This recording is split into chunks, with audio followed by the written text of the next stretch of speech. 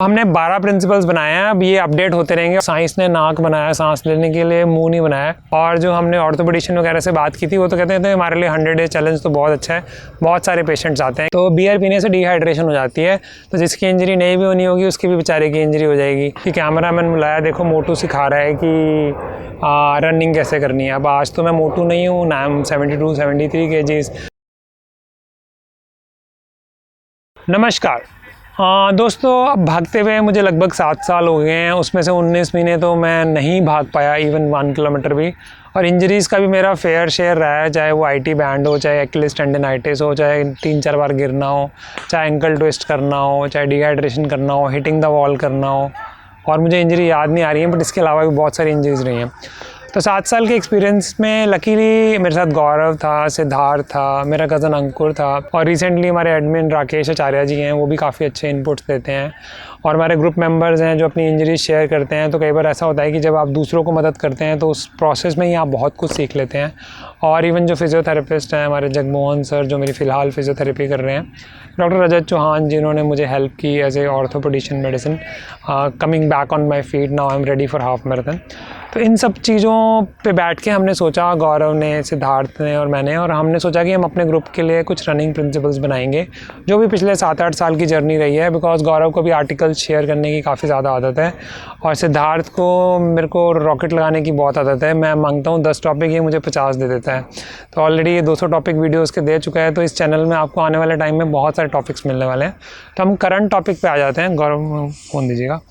तो हमने 12 प्रिंसिपल्स बनाए हैं। अब ये अपडेट होते रहेंगे। ऑलरेडी ये 5-6 बार अपडेट हो चुके हैं। I think so they will stay for some time. अगर इसमें कुछ रहेगा तो मैं और भी ऐड कर दूंगा। और हर प्रिंसिपल पे आपको एक वीडियो मिलेगा। तो प्रॉपर एक सीरीज़ होगी रनिंग प्रिंसिपल्स की।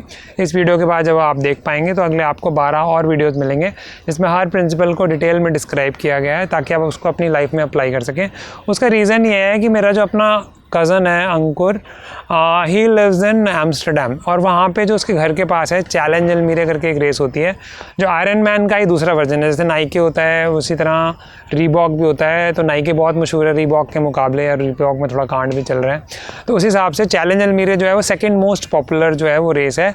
और चैलेंज एल्मीरे का जो चैम्पियनशिप है वो एम्स्टर्डम में होता है। तो जैसे हम बताते हैं कि ये हाफ मैराथन करता है, ये फुल मैराथन करता है, मैंने हाफ आयरन मैन किया है, वहाँ वो मुझे बताता है कि इसने 10 आयरन मैन किए हैं, ये कोना का चैम्पियन है। तो उनके ना फंडे बहुत ही ज़्यादा क्लियर हैं। अगर वो फंडे हमें सब पहले से पता होते हैं तो हमें वो इंजरीज़ का सामना नहीं करना पड़ता जो हमारे ग्रुप मेंबर्स को सामना करना पड़ता है। बल्कि मुझे जो इंजरी हुई उसमें इतने सारे फिजियोथेरेपिस्ट को दिखाना पड़ा, और उसके बाद अल्टीमेटली मैं ठीक हो पाया, और इतनी जल्दी ठीक हो पाया जो मुझे विश्वास भी नहीं था। जब सर ने मुझे कहा कि तू 3 महीने में भागेगा, तो मुझे विश्वास नहीं हुआ। और कल, आज क्या संडे ही तो है, फ्राइडे को ही मैंने 14 किलोमीटर भागा है। तो honestly speaking, now I can run half marathon any day I want. किसी दिन मैं चाहूँ हाफ मैराथन भाग सकता हूँ, और इसके within 2-3 months I can run full marathon, जो मैं करने नहीं वाला। बट उसमें भी ये प्रिंसिपल्स जो हैं वो बहुत ज़्यादा हेल्पफुल थे। सबसे पहला प्रिंसिपल जो है वो मैंने तब सीखा था जब मैंने रनिंग स्टार्ट की थी बाई चांस, और वो मैंने गूगल टॉक पे जेफ गैलो जी का जो है लेक्चर सुना था, और बाकी सारे प्रिंसिपल्स हमने फिर मिलके एक दूसरे के साथ डिस्कवर किए थे। तो जेफ गैलो जी का जो प्रिंसिपल था वो वॉक एंड रन था, बिकॉज वो लोगों को सिखाना चाहते थे, उन लोगों को जो जीरो से स्टार्ट करते हैं। और रिसर्च भी ये कहती है कि एक जो बंदा हाफ मैराथन भागता है ना, उसको आयरन मैन कराना आसान है, कंपेयर टू जो कि जो अपने बिस्तर पे बैठा रहता है, या काउच पोटैटो बोलते हैं, मतलब आलू जो अपने सोफे पे बैठ के टीवी देख रहा है, उसको 5 किलोमीटर कराना बहुत बड़ा काम है। तो उन्होंने वो बहुत बड़ा काम किया था। वो खुद ओलंपियन थे। तो उन्होंने क्या स्ट्रैटेजी अपनाई, वॉक एंड रन, जो आप एक और वीडियो में भी देख सकते हैं जो राहुल ने हमारे साथ शेयर की, क्योंकि वो रीस्टार्ट कर रहे हैं। तो वॉक एंड रन स्ट्रैटेजी जो है बहुत ही अच्छी होती है।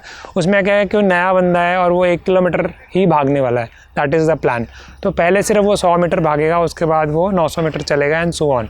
तो इसको हम डिटेल में बाद में डिस्कस करेंगे। तो पहला प्रिंसिपल जो है वो है वॉक एंड रन। जो दूसरा प्रिंसिपल है वो है MEF मतलब मैक्सिमम एरोबिक फंक्शन। इसमें 180 माइनस एज होता है। इसके लिए तो एक डिटेल डेडिकेटेड वीडियो बनता है। इसको बेस ट्रेनिंग भी बोलते हैं, जोन 2 ट्रेनिंग भी बोलते हैं, हार्ट रेट 135 प्लस माइनस भी आप बोल सकते हैं। इससे ज़्यादा डिटेल में हम इसमें नहीं जाएंगे, बट क्योंकि इसके ऊपर पूरा प्रॉपर डिटेल वीडियो जो है वो बनना चाहिए। उसके बाद हम बात करते हैं मोबिलिटी एंड बैलेंस की। इसके लिए मैं थैंक्स करना चाहूँगा कैली मूव जी का। मैं पर्सनली उनको मिला तो नहीं हूँ, बट क्योंकि वो शायद US बेस्ड है, ये भी मुझे नहीं पता। उनका सब्सक्रिप्शन मैंने लिया हुआ है, और उनके 6 महीने के मोबिलिटी प्रोग्राम में मैं लगभग 4th मंथ पे हूँ और मुझे वो बहुत मज़ा आता है। मोबिलिटी में हमारे जॉइंट्स जो हैं वो सारे मूव करते हैं, जैसे ये मूव कर रहा है, ये मूव कर रहा है। वो बेसिकली कैलिस्थेनिक करते हैं। कैलिस्थेनिक का मतलब है कि अपनी बॉडी मूवमेंट, बॉडी वेट के हिसाब से ही अपनी जो एब्स निकाल लेते हैं बिना किसी जिम गए, बिना किसी डंबल को उठाए। और मैं खुद भी कभी खास जिम नहीं गया ज़िंदगी में। तो वो कैली मूव की मोबिलिटी और बैलेंस एक वर्ड होता है, that is very important. Balance में क्या होता है, लेफ्ट एंड राइट बॉडी का भी बैलेंस होना चाहिए। थोड़े दिन पहले गौरव और मैं भाग रहे थे नेहरू पार्क में, तो हमने एक बॉडी बिल्डर को देखा जो ऐसे करके भाग रहा था। तो इसका मतलब उसने वेट उठाने में इतनी ज़्यादा ताकत लगा दी कि लेफ़्ट एंड राइट का बैलेंस जो है उसका ख़राब हो गया। उसके बाद जो अगला प्रिंसिपल है वो है स्ट्रेंथ ट्रेनिंग का, जिसमें जो हमारा ये सिद्धार्थ है काफ़ी एक्सपर्ट है। आप इसकी बॉडी से पता लगा सकते हैं कि ये कूट सकता है मुझे जब इसका मन चाहे। तो that is what is strength training. मतलब आप अपनी मसल्स को स्ट्रॉन्ग बनाने वाले हैं। आप बोलेंगे रनर है वो तो कार्डियो करता है, उसको स्ट्रेंथ की क्या ज़रूरत है। अब इसके बारे में जब हम बात करेंगे, जब हम स्ट्रेंथ ट्रेनिंग की वीडियो की बात करेंगे। उसके बाद क्रॉस ट्रेनिंग। क्रॉस ट्रेनिंग का मतलब है जैसे आप रनर हैं लेकिन आप जो है वो साइकिलिंग भी आपको करनी चाहिए, या पॉसिबल है तो आपको स्विमिंग भी करनी चाहिए। इसीलिए मैं तो ये कहना चाहूँगा कि जो लोग जो है फुल मैराथन भागते हैं उसकी बजाय अगर वो हाफ़ मैराथन करें तो वो हाफ़ आयरन मैन करें, या हाफ़ चैलेंज अलमीरे कर लें, या हाफ़ ट्रायथलॉन कर लें। That is more healthy, because उसमें भी 6 घंटे के आसपास ही लगते हैं। फुल मैराथन में भी लगभग 6 घंटे ही लगते हैं, बट उसमें आप स्विमिंग भी करते हैं, साइकिलिंग भी करते हैं और हाफ़ मैराथन भी भागते हैं। तो आपकी बॉडी जो है इन सिंक रहती है, बल्कि ज़्यादा हेल्दी रहती है कंपेयर टू अगर आप लगातार भागते रहते हैं। उसके बाद है क्रॉस ट्रेनिंग के बाद recovery. This word goes to Siddharth कि रेस्ट डे बोलते हैं। रेस्ट डे ऐसे लगता है जैसे हम वेस्ट कर रहे हैं टाइम। जैसे नींद के बारे में लोगों को लगता है कि हम वेस्ट कर रहे हैं time, but recovery day is very very important, because जब आप भागते हैं तो आप अपनी मसलों को तोड़ते हैं, और जब आप रेस्ट करते हैं तो उन मसलों को और स्ट्रॉन्ग बिल्डअप होने का मौका देते हैं। इसलिए जैसे आपने जिस दिन बाइसेप्स किया उसके 2-3 दिन के बाद दोबारा बाइसेप्स का नंबर आएगा। उसके बाद आप चेस्ट करेंगे या लेग्स करेंगे या एब्स करेंगे, जो भी आपका मन करता है। अगर हम स्ट्रेंथ ट्रेनिंग की बात करें, अगर हम रनिंग की भी बात करें, तो आप एक दिन इंटरवल ट्रेनिंग करेंगे, एक दिन एरोबिक रन करेंगे, एक दिन आप लॉन्ग रन करेंगे। अब कॉन्सेप्ट थोड़ा चेंज हो गया है, तो उसमें हो सकता है कि 2 दिन आप सिर्फ एक दिन लॉन्ग रन करें, एक दिन मीडियम रन करें, बट दोनों ही मैफ में हो, जो कि हम डिटेल में बात करेंगे। इंटरवल ट्रेनिंग वाले दिन तो आपको अपने अरमान निकालने ही है, वो भी तरीके से, बिना तरीके के नहीं। उसके बाद आता है तो रिकवरी डे जो है वो स्टार्टिंग में अगर आप नए रनर हैं तो 1 से 2 दिन होने चाहिए कम से कम 1 दिन तो होना ही चाहिए हर किसी का। कई लोगों को होता है 100 डे चैलेंज, और हमें तो ये पता लगा था कि जो लोग 100 डे चैलेंज ऑर्गेनाइज करते हैं वो खुद ही 100 डे नहीं भागते। और जो हमने ऑर्थोपेडिशियन वगैरह से बात की थी वो तो कहते थे हमारे लिए 100 डे चैलेंज तो बहुत अच्छा है। बहुत सारे पेशेंट्स आते हैं, क्योंकि स्टार्टिंग में क्या होता है, लोग 1 या 2 किलोमीटर से स्टार्ट करते हैं, फिर थोड़ी बॉडी में स्ट्रेंथ आ जाती है, फिर 5 किलोमीटर 10 किलोमीटर, फिर ईगो लग जाती है, मूंछ की लड़ाई हो जाती है क्योंकि 100 दिन का मेडल भी चाहिए। तो फिर उसके अंदर काफ़ी लोगों को काफ़ी इंजरीज हो जाती हैं जो वो रियलाइज़ नहीं करते। इसलिए 100 डे चैलेंज जो है वो साइंटिफिकली बिल्कुल ही गलत है। हो सकता है इसके बाद काफ़ी सारे नेगेटिव कमेंट्स भी आएँ, बट जो सच है वो सच है। उसके बाद हम बात करते हैं ब्रीदिंग की। जो सांस लेना है ये कैसे लेना चाहिए। 2 तरह से सांस ले सकते हैं। जैसे अब मैंने छाती भर के सांस लिया, जो कि गलत है। आपको बेसिकली डायफ्राम से सांस लेना है। अच्छा, टी-शर्ट ऊपर कर दो, कोई दिक्कत नहीं है।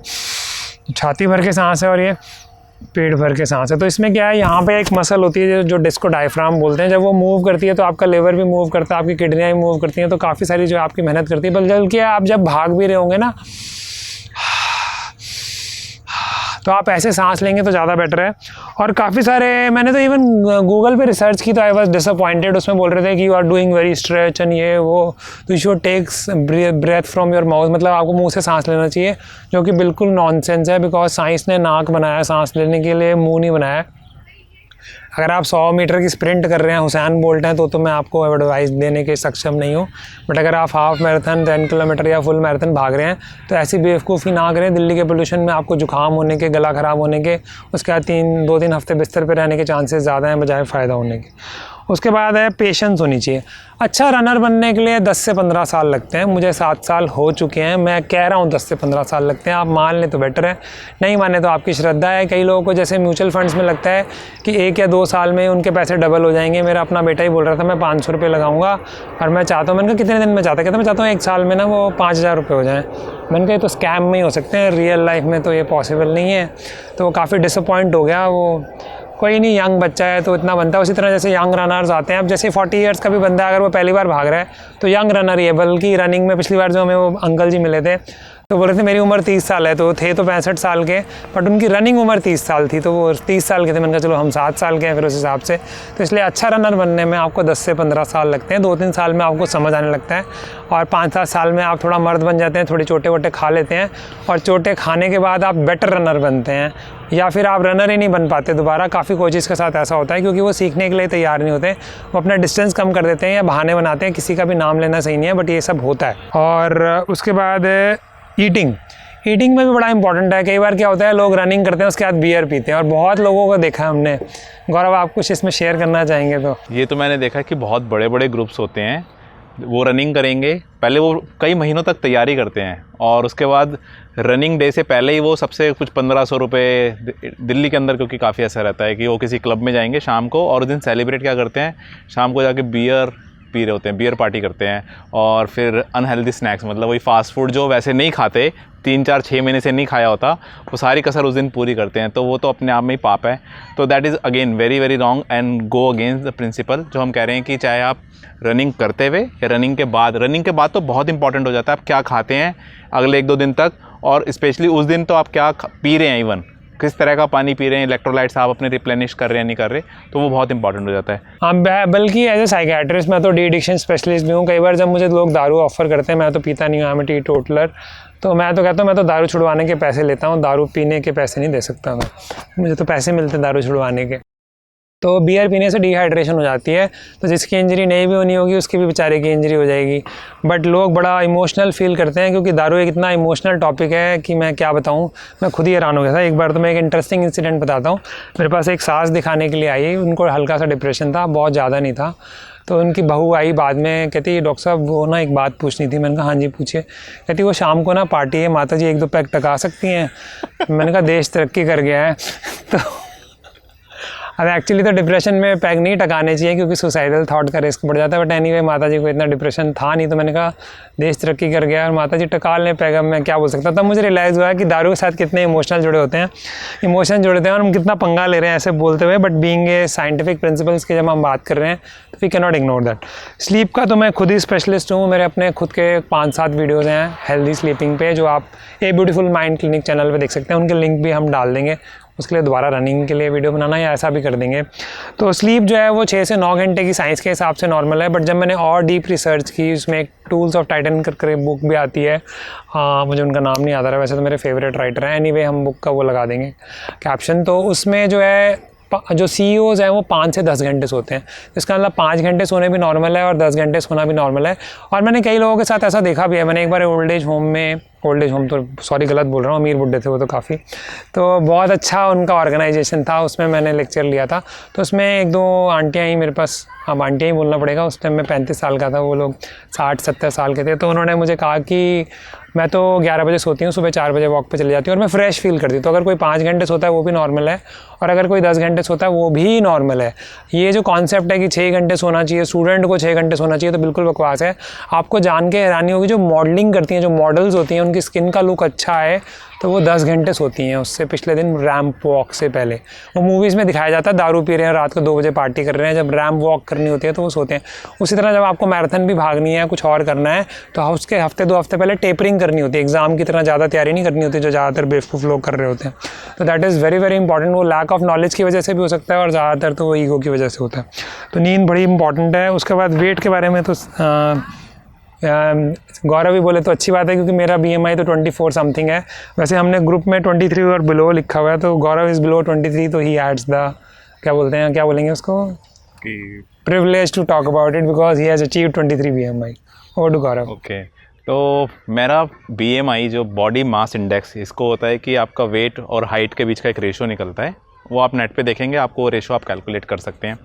तो ये कहा जाता है कि अगर आपका बॉडी मास इंडेक्स 25 से नीचे, 18 से 25 जो है वो नॉर्मल रेंज है, उससे ऊपर और तो आप ओवरवेट होना चालू होते हैं और उसके बाद ओबेसिटी चालू हो जाती है, और नीचे होते हैं तो आप अंडरवेट हैं।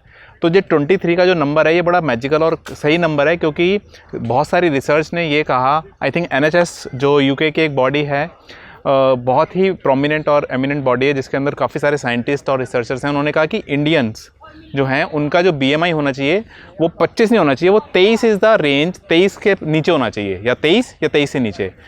तो मेरा भी BMI पहले तो 25 से ऊपर ही था, और जब मैंने इंटरमिटेंट फास्टिंग और प्लांट बेस्ड फूड खाया है, होल फूड्स खाया, कुछ भी चेंज नहीं किया, and with the same workout अब वो BMI 23 पे आया है। तो मैं आपसे शेयर क्या कर सकता हूँ कि BMI 23 जो है वो बहुत ही मैजिकल नंबर है। I feel very lighter, smarter and healthier. तो ये जो है ये अगर आप रनर हैं तो इसलिए हमने इसको प्रिंसिपल्स में रखा है। तो बीइंग अ इंडियन और even if you are abroad, तो being a runner if you are, तो आपका वो BMI जो होना चाहिए वो 23 से या 23 से नीचे होना चाहिए।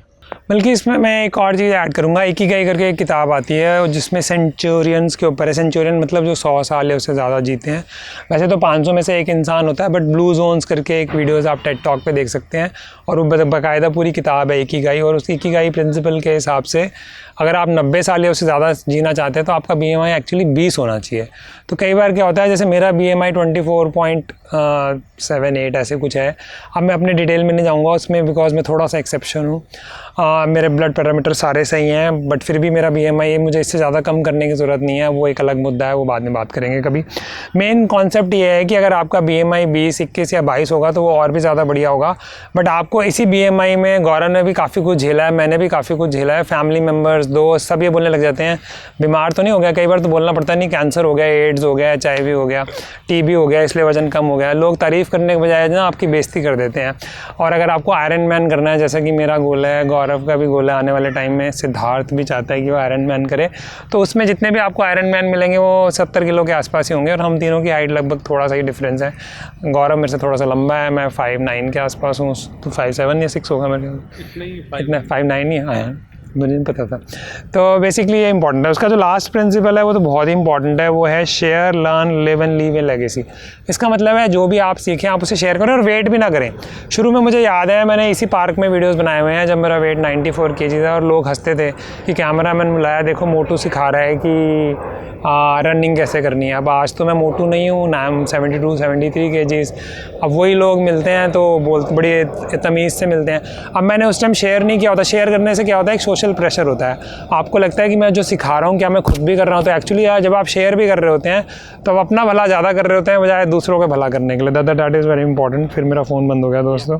जो लास्ट प्रिंसिपल है वो हमारे दिल के बहुत ही करीब है, उसे बहुत ही सोच समझ के बनाया गया है। और वो जो कॉन्सेप्ट है स्टीवन कोवी की बुक 7 हैबिट्स में भी है। दैट इज़ बेसिकली शेयर करना, सीखना, उसे जीना और लेगेसी छोड़ के जाना। तो इसमें मैं रन फॉर फन जो हमारा व्हाट्सएप ग्रुप है उसका आप भी मेंबर बन सकते हैं। उसको भी थैंक्स करना चाहूँगा, बिकॉज उस ग्रुप में स्टार्टिंग में तो हमें बहुत प्रॉब्लम आती थी। बिकॉज स्टार्टिंग में जब हमने ग्रुप स्टार्ट किया था तो बड़े सारे मर्द थे उसमें जिनको दर्द होता था लेकिन वो छुपा लेते थे। बट अब जो करंट मेंबर्स हैं वो अपनी इंजरीज़ भी शेयर करते हैं, अपनी प्रॉब्लम्स भी शेयर करते हैं। तो हमें अपनी इंजरी से भी सीखने का मौका मिलता है, दूसरी की इंजरी से भी शेयर करने का मौका मिलता है। और जब वो इंजरी से उभर के आता है तो वो जो चार्म होता है, वो जो खुशी होती है वो परमानेंट होती है। बिकॉज वो इंजरी फिर दोबारा नहीं होगी क्योंकि आपने सीख लिया। तो इसलिए जो भी आपने सीखा ये आपका फ़र्ज़ बनता है कि आप उसे शेयर करें, आप उससे सीखें, आप उसे जिएं और दूसरों की भी मदद करें। तो ये हम वीडियो के माध्यम से भी करना चाहते हैं, अपने ग्रुप के माध्यम से हम आपस में फ्रेंड्स तो करते ही हैं। और मैं बल्कि एक और इंटरेस्टिंग चीज़ शेयर करना चाहूँगा। पहली बार जब मैंने वीडियोज़ बनाने शुरू किए थे, अगर आप पुराने, मैं लिंक डिस्क्रिप्शन में डाल दूँगा, जो पुराना वीडियो मैंने एक बनाया जिसमें मैं 94 के आसपास का था और इसी पार्क में मैंने वीडियो बनाया था और हिंदी के वीडियो नए नए बनाने शुरू किए थे। तो लोगों ने मेरा मजाक उड़ाया था और कई लोगों ने तो बड़ा क्यूरियोसिटी से देखा था, देखो जो यूट्यूब शूटिंग हो रही है। और वो 6-7 साल पुरानी बात है। वैसे ये चैनल कम पुराना है, बट पहले क्योंकि इसके वीडियोज़ ए ब्यूटीफुल माइंड क्लिनिक पे होते थे तो उसमें एंड में आपको ये भी मिलेगा like channel a beautiful mind clinic. But अभी तो इसके लिए स्पेशली अलग से चैनल है doctor Rajeev running diaries. Facebook page भी है doctor Rajeev running diaries, Gaurav का पेज भी है रन फॉर फन, और हमारा ग्रुप का एक पेज भी है रनिंग डायरीज़। तो ये सारी चीज़ें भी आप शेयर कर, मतलब क्या कर सकते हैं, आप इन पे भी जुड़ सकते हैं और हमारे रन फॉर फन का भी पार्ट बन सकते हैं। उसमें शर्त यही है कि आपको इन प्रिंसिपल्स को फॉलो करना पड़ेगा। अगर आप बहुत फास्ट भागते हैं, आपको किसी कंपटीशन में जाना है, बिकॉज कई बार क्या होता है नीचे कमेंट आता है मुझे 1600 मीटर बहुत भागना है तेज़, या मुझे पुलिस अकेडमी में ज्वाइन कराना है, तो उसके लिए हम एक्सपर्ट नहीं हैं। हम तो नॉर्मल लोग हैं जो नॉर्मल लोगों के सपने पूरे करने की हिम्मत रखते हैं। जो लोग 3 घंटे में हाफ मैराथन करना चाहते हैं, 2.5 घंटे में फुल मैराथन, 6 घंटे 5 घंटे में करना चाहते हैं, उनकी तो हम मदद कर सकते हैं। जो 2 घंटे से नीचे हाफ मैराथन करना चाहते हैं या 4 घंटे से नीचे फुल मैराथन करना चाहते हैं, ये चैनल उनके लिए नहीं है। तो आज के लिए दोस्तों इतना ही। अपने दोस्तों के साथ आप सबका धन्यवाद।